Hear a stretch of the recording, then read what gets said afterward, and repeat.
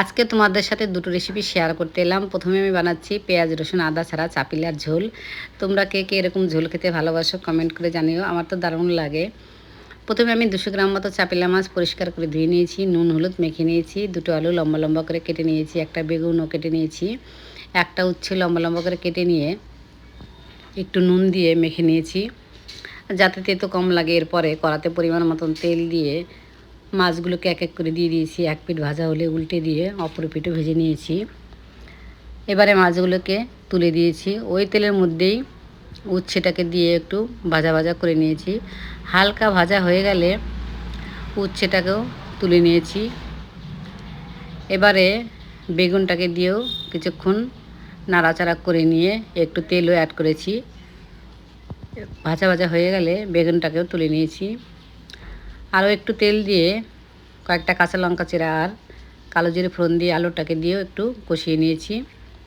কষানো হয়ে গেলে পরিমাণ মতো নুন হলুদ অল্প কাশ্মীরি মির্চ দিয়ে আরও একটু কষিয়ে নিয়েছি।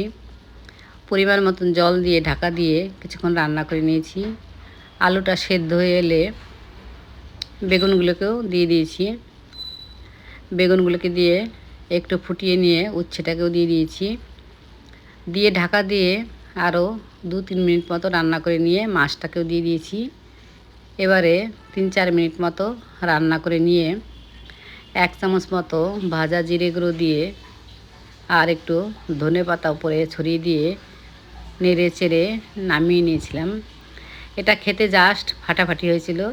তোমরা সবাই ট্রাই করে জানিও কেমন লাগলো। এরপরে আমি বানাবো কলমি শাকের ভর্তা। কলমি শাকের ভর্তা করার জন্য আমি 2 মুঠা কলমি শাক নিয়েছি, পরিষ্কার করে ধুয়ে নিয়েছি। কড়াতে অল্প নুন দিয়ে শাকটাকে একটু সেদ্ধ হতে দিয়েছি। সেদ্ধ করে নিয়ে ঠান্ডা করে মিক্সার জারে পেস্ট করে নিয়েছি। এবারে কড়াতে পরিমাণ মতন তেল গরম করে নিয়েছি। কিছুটা রসুন থেতো করে নিয়ে একটু ভাজা ভাজা করে নিয়ে শাকটাকে দিয়ে আরও একটু ভাজা ভাজা করে নিয়েছি। আমি শাকটাকে সেদ্ধ করার সময় কয়েকটা কাঁচা লঙ্কাও দিয়েছি, সেটা বলতে ভুলে গেছি। এবারে নেড়ে চেড়ে নামিয়ে নিয়েছি, তাহলেই রেডি।